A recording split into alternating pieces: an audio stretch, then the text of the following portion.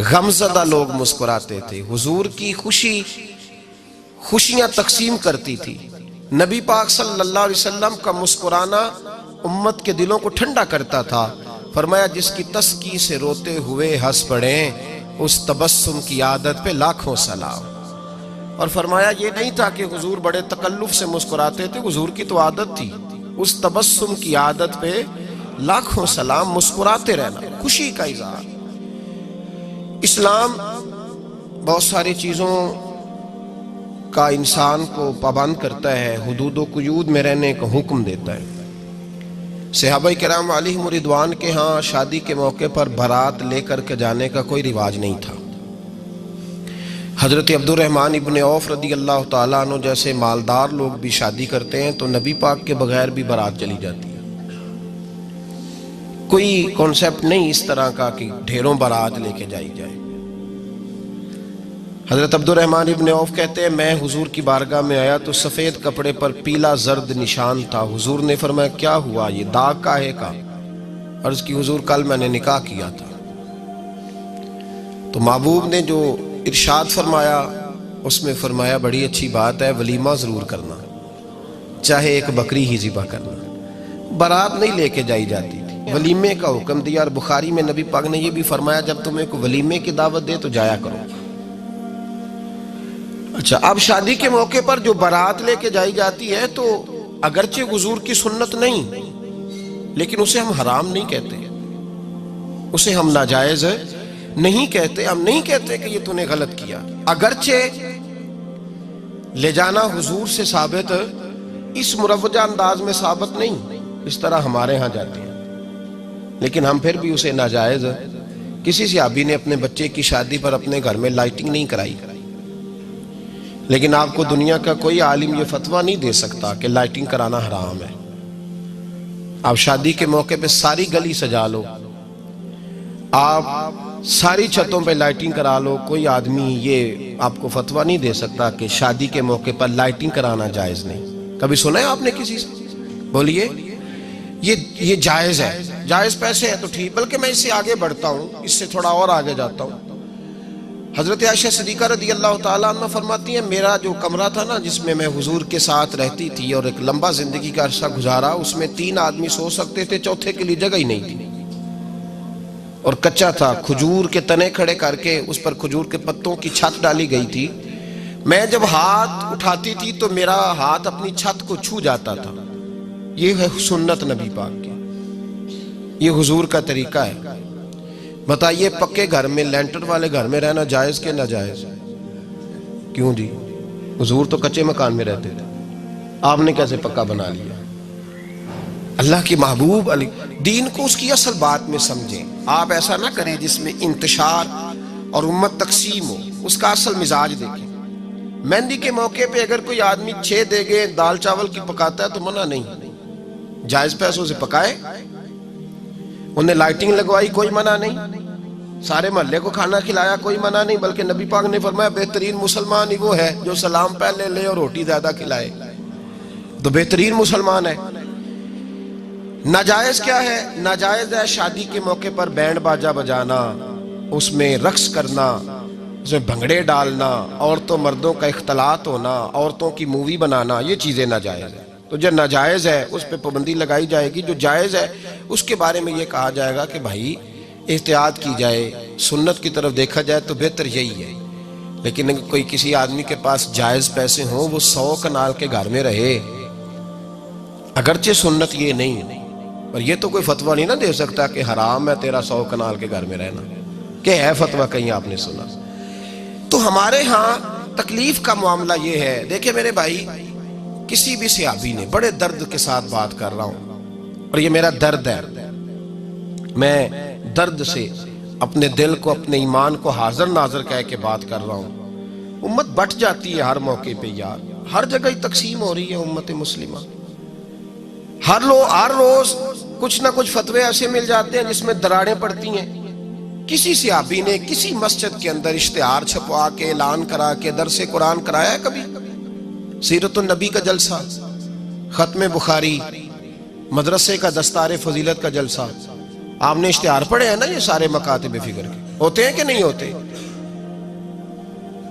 کسی صحابی نے اس طرح، وہ تو روز درس قرآن دیتے تھے، لیکن اس طرح اشتہار چھپوا کے، پوسٹر لگا کے، اور مصر سے کسی صحابی کو اسپیشل بلوا کے یا یمن سے بلوا کے مسجد کے اندر کبھی درس قرآن کے اجتماعات کرائے، سیرت النبی کے جلسے، ختم بخاری کے؟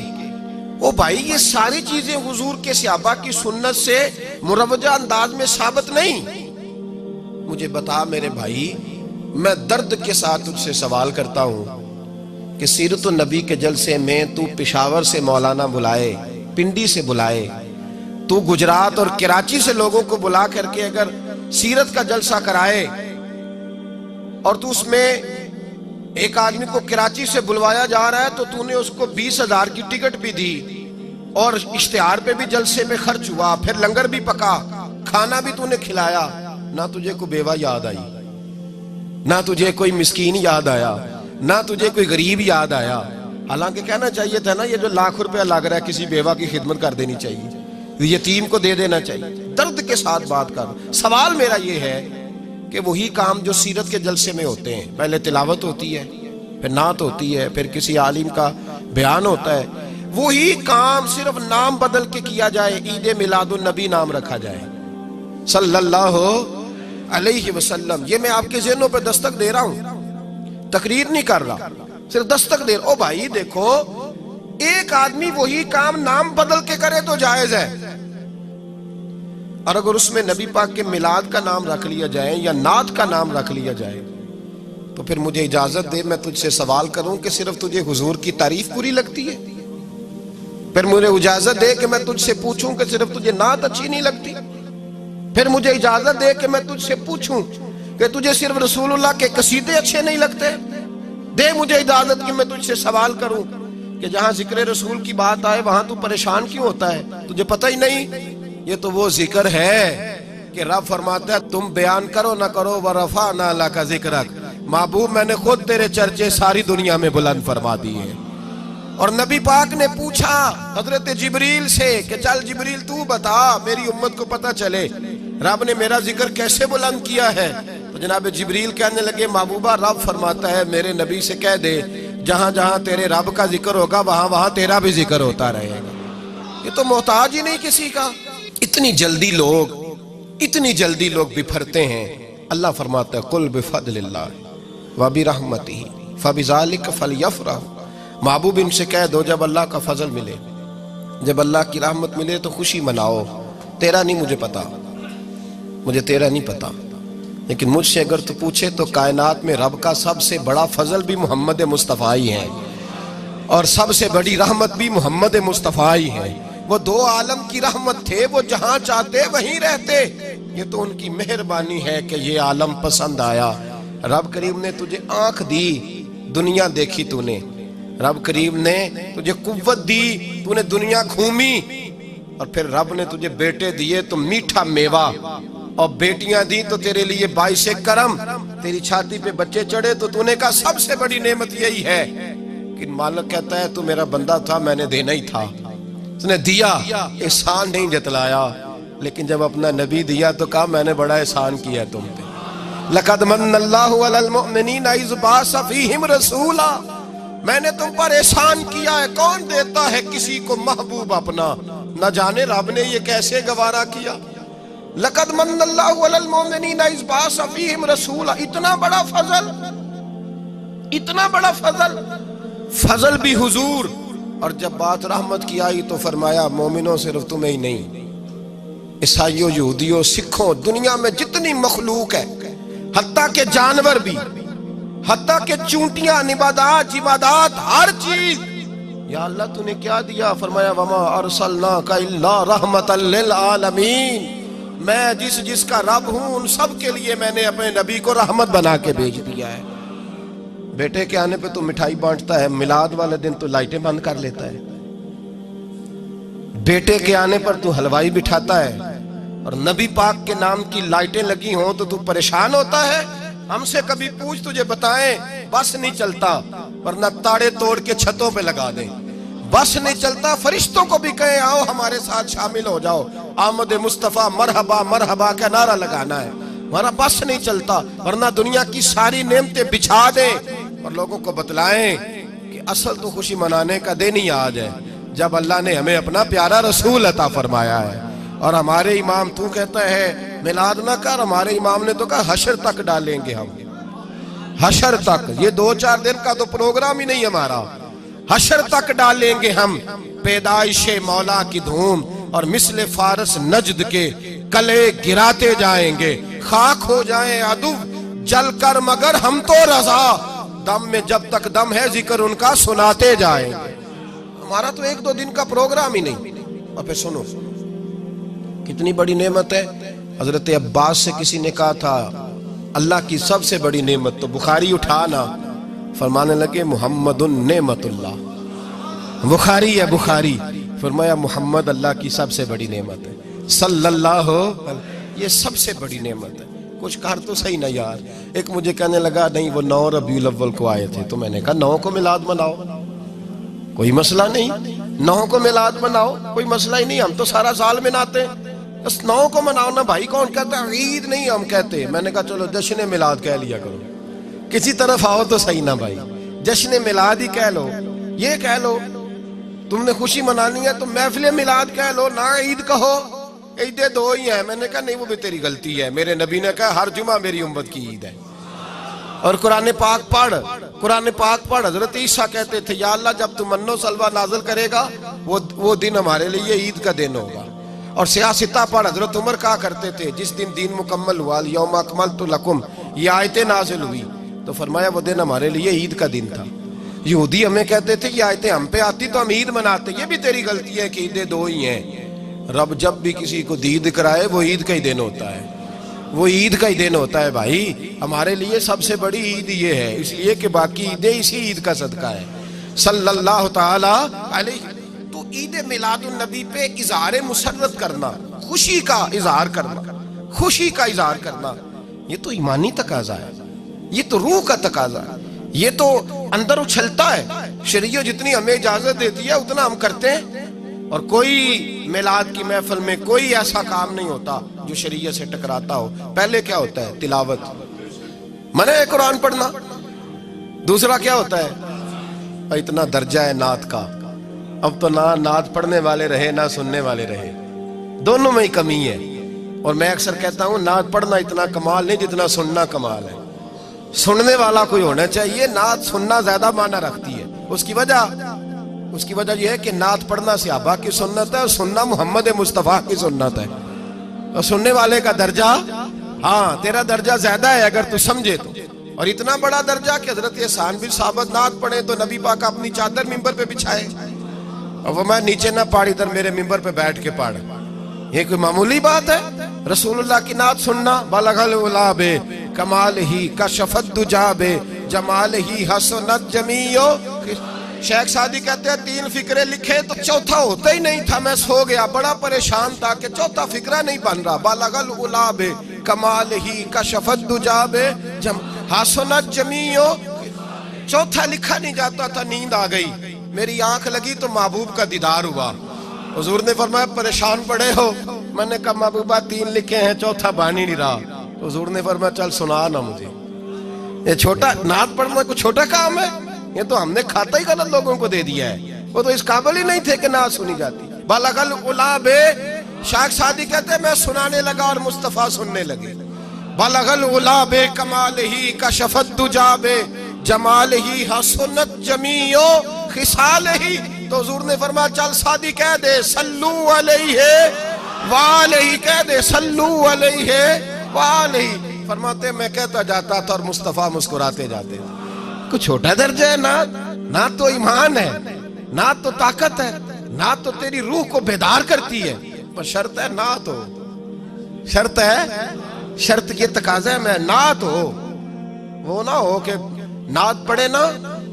میرے حضرت صاحب فرماتے ہیں نعت کا مقصد ہے جب بندہ نعت پڑھے تو اس کا دل نبی پاک کے گنبد کی طرف جائے، جب نعت سنے تو اس کی توجہ رسول پاک کی جانب جائے، یہ نہ ہو کہ نعت سنے تو توجہ گانے کی جانب جائے، یہ نہ ہو کہ نعت ہو رہی ہو تو لوگ کہیں، اور میرے کان میں لوگ کہہ دیتے، آپ یقین کریں محفل میں بیٹھے لوگ کہتے ہیں فلانے گانے کی طرز پہ لاندہ جی، تو کدھر گیا دھیان اس کا؟ تو یہ نعت تو نے پڑھی ہے؟ تو نعت سنی نہیں آج تک؟ اگر نعت پڑھنی ہو تو علامہ اقبال کی لکھی ہوئی پڑھا کر، اگر نعت پڑھنی ہو تو شیخ سعدی کی لکھی پڑھا کر، اگر نعت پڑھنی ہو تو حضرت حسان بن ثابت کی لکھی پڑھا کر، اور اگر تیرا دل کرے کہ نعت بھی ہو، جذبات بھی ہو، حسن بھی ہو، علم بھی ہو، عمل بھی ہو، قرآن بھی ہو، حدیث بھی ہو، تو پھر امام محمد رضا فاضل بریلوی کی پڑھا کر، پھر اعلیٰ حضرت کی پڑھا کر، تجھے پتا چلے چمک تجھ سے پاتے ہیں سب پانے والے، میرا دل بھی چمکا دے چمکانے والے۔ اعلیٰ حضرت کہنے لگے یا رسول اللہ میری سفارش نہ کرو، ڈر لگتا ہے قیامت کی رات بڑی گہری ہے، سفارش نہ کرو، اس طرح کرو میرا بازو پکڑو اور جنت تک پہنچا کے آؤ، میرا بازو پکڑو اور جنت تک۔ کہتے میں مجرم ہوں آقا مجھے ساتھ لے لو۔ سونیا نہ ڈر لگتا ہے، وہ بچہ کہتا ہے میں نے نہیں باہر جانا، اندھیری رات ہے، ابا جی نال چلو، تو بلا مثال بلا تشبیہ صرف سمجھانے کے لیے، کسی کوئی بڑا ساتھ ہو تو ڈر نہیں لگتا۔ تو یہ نعت ہے نا، چمک تجھ سے پاتے ہیں سب پانے والے، میرا دل بھی چمکا دے چمکانے والے۔ کہتے ہیں یا رسول اللہ محشر کی رات بڑی گہری ہے، میں مجرم ہوں آقا مجھے ساتھ لے لو، کہ رستے میں ہیں جا بجا تھانے والے۔ سونیا جرم کر کے آیا ہوں اور پکڑا نہ جاؤں کہیں، مہربانی کر مجھے پردوں میں چھپا لے، مجھے مدثر اور مزمل کی چادر کے نیچے کر لے، میں مجرم ہوں آقا مجھے ساتھ لے لو، کہ رستے میں ہیں جا بجا تھانے والے۔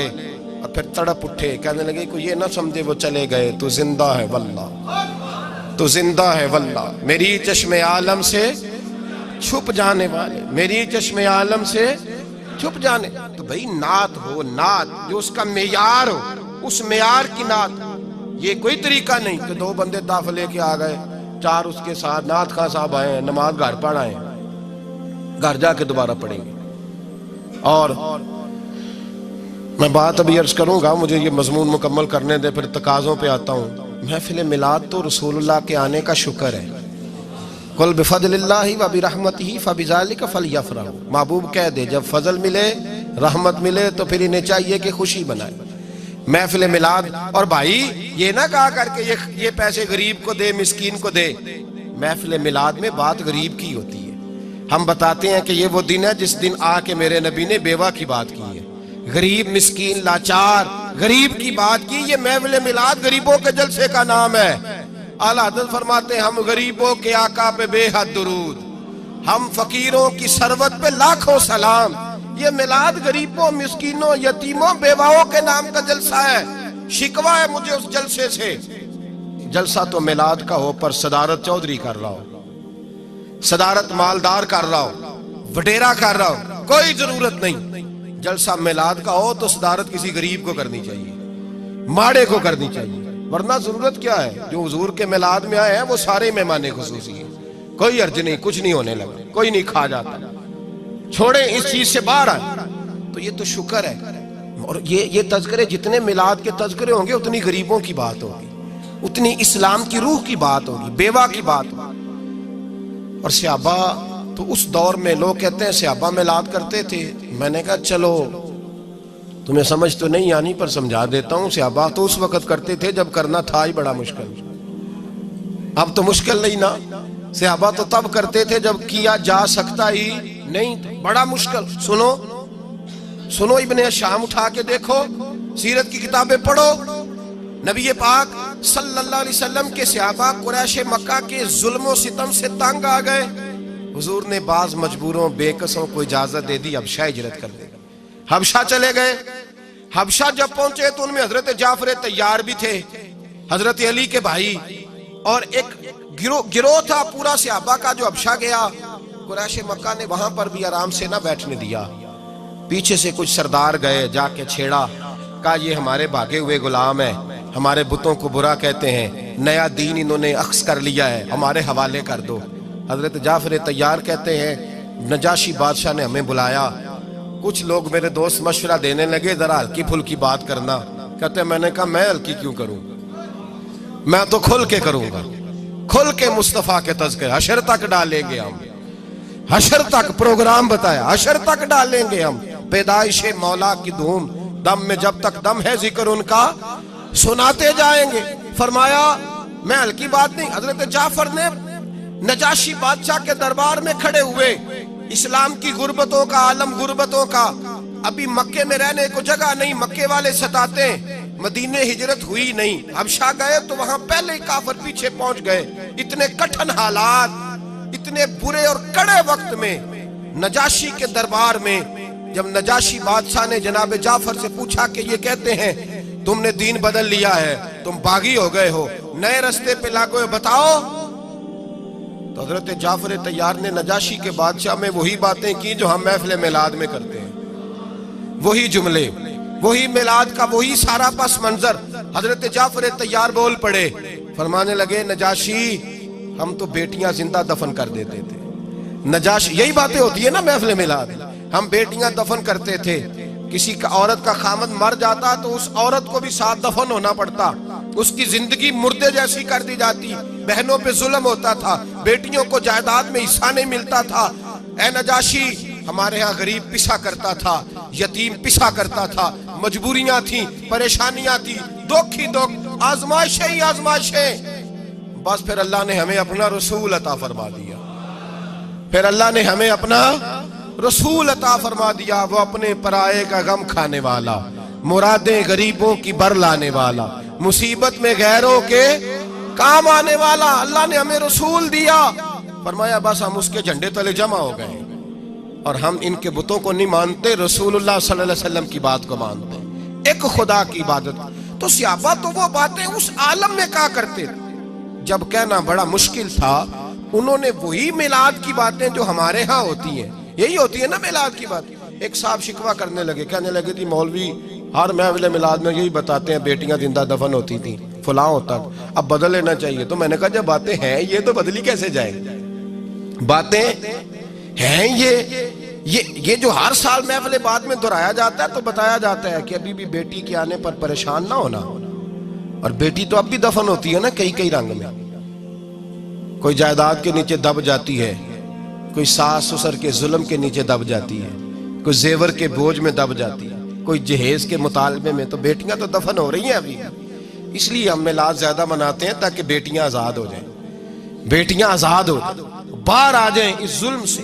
तो भाई महफिल मिलाद तो उस जमाने में सहाबा, और सुनो सियासता में हदीस की 6 किताबों में एक निसाई शरीफ भी है, सुनन निसाई, हजरत अमीर माविया। ये हदीस आपने याद रखनी है सारा मिलाद का महीना।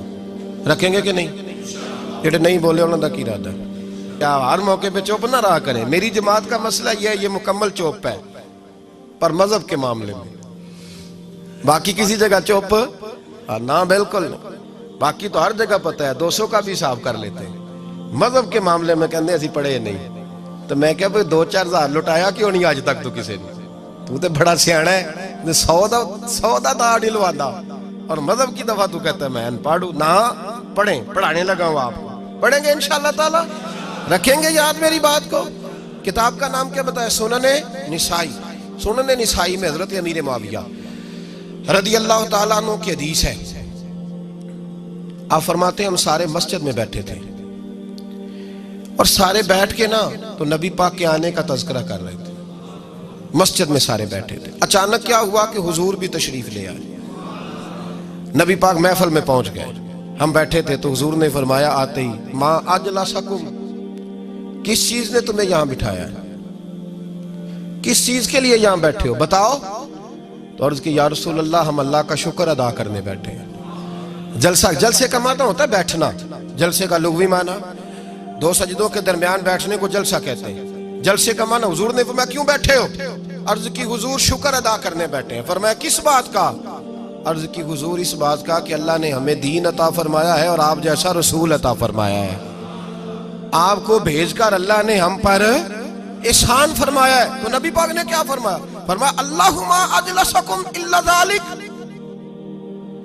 क्या तुम कसम खाते हो कि तुम इसी बात के लिए बैठे हो? क्या तुम ये साडा पंजाबिया दा मसला भी हल हो गया है। वो को बंदा आखे ना काम होया तो कहते ने कसम है, आखी देना वही कसम है। तो हुजूर ने फरमाया कसम खाते हो, अल्लाह की कसम खाते हो कि तुम इसलिए बैठे हो? तो सहाबा ने अर्ज की अल्लाहुम्मा अजलसना इल्ला ज़ालिक, या रसूलल्लाह अल्लाह की कसम खाते हैं کہ فقط اس لیے بیٹھے ہیں کہ ہم اس نعمت پہ اللہ کا شکر ادا کریں کہ اس نے ہمیں اسلام جیسا دین دیا ہے اور آپ کو بھیج کر ہم پر احسان فرمایا ہے. اللہ کی قسم حضور نے پکا کرایا. واقعی میلاد کے تذکرے کے لیے بیٹھے ہو؟ واقعی میرے لیے بیٹھے ہو؟ پکا کرایا. سنن نسائی پڑھ رہا ہوں. واقعی؟ کہا حضور ہاں. نبی پاک نے فرمایا اس لیے نہیں تم سے قسم اٹھوائی کہ مجھے یقین نہیں تھا.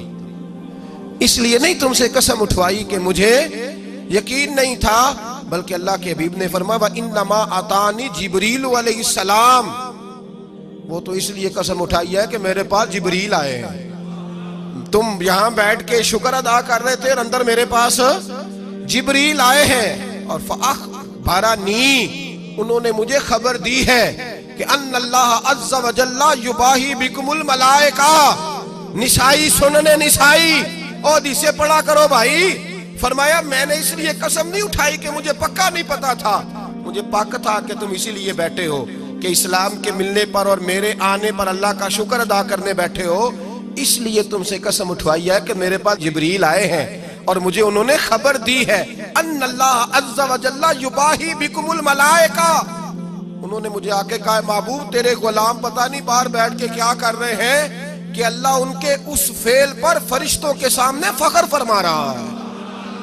اللہ فخر فرما رہا ہے. تو ہماری محفل میلاد کو کمزور سمجھتا ہے؟ یہ تو وہ والا کام ہے جس پہ رب فخر فرماتا ہے. سارے بولیے، سارے بولیے.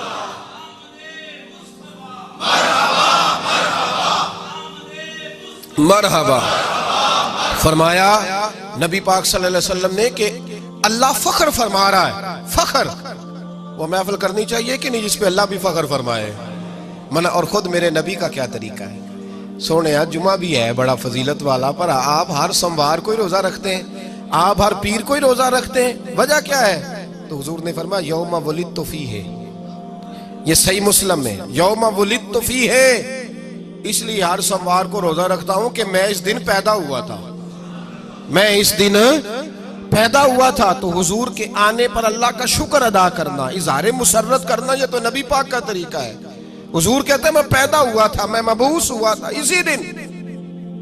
شاہ عبد الرحیم صاحب محدث دہلوی رحمت اللہ علیہ، ہمارے جتنے مکاتب فکر ہے نا ہندوستان میں، یہ سارے شاہ ولی اللہ محدث دہلوی کے شاگرد بنتے ہیں. سلسلہ حدیث ان کے شاگردوں کے شاگرد ہیں سارے. ان کے ابا جی شاہ عبد الرحیم صاحب، اس بزرگ کا حوالہ دے رہا ہوں جس پہ سارے مکاتب فکر متفق ہیں، اپنی تو بات ہی نہیں کر رہا. شاہ عبد الرحیم محدث دہلوی کہتے ہیں ہر سال میں حضور کا میلاد مناتا تھا، اور طریقہ یہ تھا کہ پاک اور طیب کمائی سے ہر مہینے تھوڑے سے پیسے علیحدہ کرتا، پاک اور طیب، اور سال کے بعد اپنے پاک رسول کا پاک میلاد کرتا.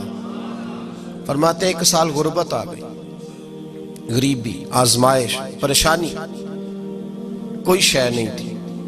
گھر میں ٹوپیاں دو تھی میری، ایک میں نے پہن لی، دوسری میں نے بیچ لی. تھوڑے سے چنے خریدے، کچھ طالب علموں کو بٹھایا اور مصطفیٰ کا میلاد پڑھنا شروع کر دیا. حضور کی شان بیان کرنی شروع کر دی، درود پاک پڑھا. فرماتے ہیں غریبی کا یہ عالم کہ بھنے ہوئے چنے اور بس. فرماتے ہیں جب ختم ہو گیا وہ میلاد کی بزم تو میں نے ان طالب علموں کو تھوڑے تھوڑے چنے کھلائے، کچھ خود کھائے، اور بڑے بوجھل قدم کے یار مصطفیٰ کا میلاد جن کے صدقے سارا کچھ ملا ہے. او دوستو میلاد کو رسوا نہ کرو. گلی گلی گھوم کے پلیٹیں لے کے چندے مانگتے ہو میلاد کے. میلاد کا موقع ہے تو جانے قربان کر دیا کرو. تمہاری جیب آج بھی نہیں ہلکی ہوگی تو کب ہوگی؟ بچے میلاد، میں شیشہ نیچے کر کے نا گاڑی کا مجھے مل جائیں بچے میلاد میں کے لیے پیسے مانگتے تو میں کہتا وہ میلاد نو مانگت کر چھڑے آجے، چلو گھر دوڑ جاؤ. یہاں بھی سنی سے یہاں بھی کہنا پڑے گا کہ پیسے دے. اسے تو خود آ کے مسجد میں کہنا چاہیے بتائیں میلاد کب ہونا ہے. اس لیے کہ یہ میرے رسول کی تشریف آوری ہے. اس دفعہ جھنڈیاں بھی میرے ذمہ، جھنڈا بھی میرے ذمہ، لائٹنگ بھی میرے ذمہ، لنگر بھی میرے ذمہ. میلاد شریف کا موقع اور لوگ چندے مانگتے پھرے، یہ کوئی اتنی مناسب چیز نہیں. اگرچہ میں حرام کا فتویٰ نہیں دے رہا. حضرت شاہ عبد الرحیم محدث دہلوی رحمت اللہ علیہ فرماتے ہیں وہ چنے میں نے کھلائے، بوجھل قدموں سے عشاء پڑی، بڑا پریشان تھا، زیادہ ہوتے تو میں زیادہ لٹاتا. لیکن فرماتے ہیں وہی چنے کھلا کے عشاء پڑھ کے میں سو گیا، میرے نصیب جاگے، مجھے مصطفیٰ کریم کا دیدار نصیب ہو گیا۔ خواب میری وچ آیا ماہی تے میں اودے گل وچ پا لئیاں باواں، ڈر دی ماری اکھ بھی نہ کھولاں کتے پھر وچھڑ نہ جاواں۔ تے حضور خواب میں آئے، سارا میرا شہر مہک گیا، تو میں حضور کی طرف دیکھتا ہوں تو حضور کچھ عمل کر رہے ہیں، اور جو میں نے غور کیا تو نبی پاک کی گود میں وہی میلاد والے چنے پڑے ہیں۔ حضور ان کو اپنے ہاتھوں میں لیتے ہیں، تناول فرما رہے ہیں، اور فرماتے ہیں جب میں نے دیکھا نا حضور کا چہرہ تو نبی پاک میری طرف دیکھ کے مسکرائے، تو میں سمجھ گیا میرا سونا مجھے بتا رہا ہے کہ اگر تیرے یہ چنے مجھے پسند ہے تو سمجھ لے تیرا میلاد میں نے بڑا ہی پسند فرمایا ہے۔ تیرا تذکرہ میلاد ضروری تو نہیں کہ آپ علامہ صاحب کو بلائیں، ضروری تو نہیں نعت خواں کو دعوت دیں، محفل نعت کے میلاد کے تقاضے سمجھو، آپ اپنے گھر میں بچوں کو بٹھائیں، حضور کے تذکرے سنائیں، کوئی عرض نہیں۔ میلاد کا مطلب کس نے شرط لگائی ہے کہ آپ کے پاس 50 لاکھ روپیہ ہوگا؟ اور میں اپیل کرتا ہوں نعت خانوں سے، علماء سے، تمہیں خدا نے دین کے نام پہ دیا ہے، دین کے نام پہ، دین کے نام پہ۔ آپ یقین کریں لوگ راہوں میں، مجھے کل جانا تھا وہ ضلع خوشاب میں، تو رستے کا نہیں پتا تھا، 2 آدمی اسپیشل للہ انٹرچینج پہ کھڑے تھے گاڑی لے کے کہ حضرت کو پتہ نہیں ہے تو لے کر کے جانا، اور وہاں جون ایک ہزاروں کے مجمع ہوتے ہیں، لوگ ہاتھ چومتے ہیں، پیار کرتے ہیں، پھول ڈالتے ہیں۔ یہاں آسان ہے اس دور میں کسی کے لیے کھڑا ہونا اور رستے بنانا، تو تمہیں دین کے نام پر اتنی زیادہ عزت ملی ہے تو تمہیں خیال کرنا چاہیے، خیال کرنا چاہیے تمہیں۔ میرے رسول پاک سید عالم صلی اللہ تعالی علیہ وآلہ وسلم نے تو کانٹوں پہ چڑھ کر دین بتلایا ہے، اور ریٹ رکھا ہوا ہے 50,000 50,000 30,000۔ شرم نہیں آتی؟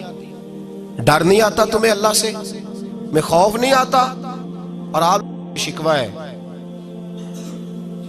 یہ 5% لوگ ہیں پیسے مانگنے والے،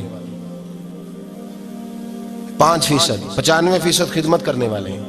میں صحیح بات کر رہا ہوں؟ میں آپ کو نعت کا گنوا سکتا ہوں جو ریٹ طے کر کے آتے ہیں، تو جو باقی سارے فی سبیل اللہ پڑھتے ہیں ان کو کیوں نہیں بلاتے؟ 5 6 7 خطیب ہوں گے جو پیسے لے کے تقریریں کرتے ہیں۔ آپ لوگوں نے اہل سنت کو بدنام کرنے کے لیے ان 4 5 کا نام لینا، صرف باقی 95 کی بات کرو جو دین کی بات کر رہے ہیں۔ میں ذمہ داری سے بات کر رہا ہوں۔ لوگوں نے 4 5 لوگوں کا نام لینا ہوتا ہے۔ میں اکثر کہتا ہوں کسی بندے کے اندر 99 خوبیاں ہوں تو لوگ خوبیاں نہیں دیکھتے، ایک خامی دیکھتے ہیں۔ یہ 5 7 بندے ہیں بھائی، ہاں زیادہ نہیں، 5 7 ہیں، تو ان کی طرف کیوں دیکھتے ہو؟ 95% کیوں نہیں دیکھتے جو مدارس میں بیٹھ کے دین پڑھا رہے ہیں، جو سارا دن رسول اللہ کی حدیث کا درس دیتے ہیں؟ اور شکوہ ہے قوم سے، ہر چیز کو لوگوں نے بکاؤ سمجھ لیا۔ جب اچھے لوگوں کی قدر نہیں کرو گے تو پھر برے لوگ تو میدان میں آئیں گے۔ ایک چیز کی اجازت ہے دین کے اندر، کسی نے کسی مولانا کو فون کیا، اس کو سمجھ لیں آپ، اتنی اجازت ہے۔ کسی نے کسی علامہ صاحب کو فون کیا کہ آپ فیصل آباد آئیں، تو مولانا کہہ سکتے ہیں کہ پتہ نہیں میرے پاس کرایہ بھی ہے کہ نہیں، میرے آنے جانے کا بندوبست کرو، میں آ جاتا ہوں۔ اس حد تک بات کرنا شریعت میں، بات سمجھ رہے ہیں آپ؟ یہ جو آپ امام کو تنخواہ دیتے ہیں نا، تو یہ آپ نماز پڑھانے کی تنخواہ نہیں دیتے، یا وقت کی تنخواہ دیتے ہیں کہ تو نے فجر کی نماز پڑھانی ہے تو 5:45 سے 6:15 تک تو ہمارا پابند ہے، تو یہ وقت کے پیسے، یہ نماز کے پیسے، یہ درست نہیں۔ اور میری گزارش ہے ان لوگوں سے، ٹھیک ہے آپ زیادہ راہ کا سوال کریں، لیکن اللہ نے آپ کو کتنا نوازا ہے، کیوں یہ ظلم کرتے، کیوں زیادتی کرتے؟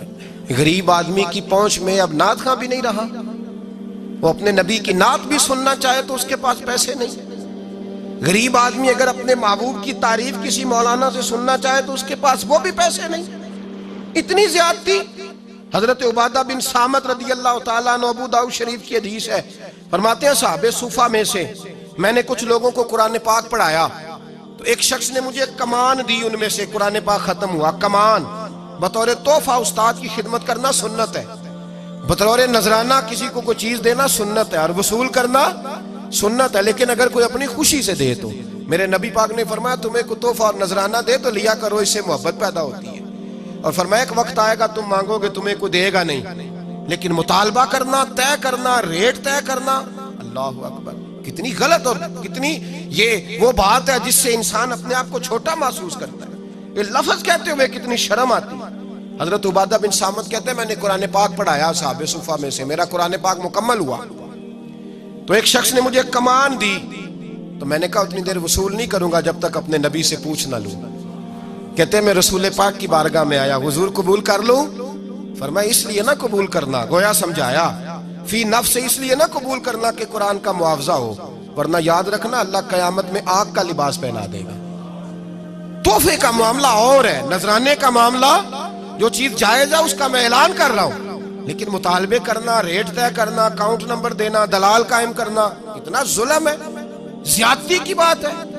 ایک صاحب نے مجھے لودھرا سے فون کیا ٹائم دے دیں، میں نے کہا ٹھیک ہے، میں ربیع الاول میں آؤں گا، ساہیوال بھی مجھے آنا ہے، ملتان بھی، تو میں آپ کو وہاں بھی میں حاضر ہو جاؤں۔ کہنے اکاؤنٹ نمبر بھی دے چھڈو، سیکٹری دا بھی نام دسو۔ میں نے کہا یار تو نے غلط جگہ فون کر لیا ہے، ایسا کوئی کھاتا نہیں۔ کہنا پھر نہیں تسی آؤندے۔ یعنی یہ اللہ معاف کرے قوم کا یہ مائنڈ سیٹ ہو گیا ہے کہ جو بندہ طے نہیں کرتا وہ آ ہی نہیں سکتا، وہ طے کرتا ہے۔ کہنے لگا اب کرے طے، اور میں نے کہا ہم نے پکا ہی طے کر لیا ہے، جس سے طے کیا اس سے پکا ہی کیا ہے، اور تمہیں پتہ ہی نہیں جس سے طے کیا اس نے نوازا کتنا ہے، کمال ہی کر دی ہے۔ فرشتے بھی کرتے ہیں تعظیم میری، فدا ہو کے ان پر یہ عزت ملی ہے، جس سے طے کیا اسے پکا ہی سودا ہو گیا، ضرورت کیا ہے تھوڑا تھوڑا طے کر دے۔ تو صاحب یاد رکھو یہ کوئی طریقہ نہیں۔ میرے نبی پاک صلی اللہ تعالیٰ علیہ وسلم نے فرمایا جنت سے بندہ 500 سال دور ہوگا، یعنی ابھی 500 سال لگیں گے جنت میں جانے میں، پھر بھی جنت کی خوشبو آنی شروع ہو جائے گی۔ فرمایا جس بندے نے دین اس لیے سیکھا کہ دنیا کمائے گا، اس لیے دین سیکھا کہ اس سے دنیا کمائے گا، اللہ اس بندے کو جنت کی خوشبو بھی عطا نہیں کرے گا۔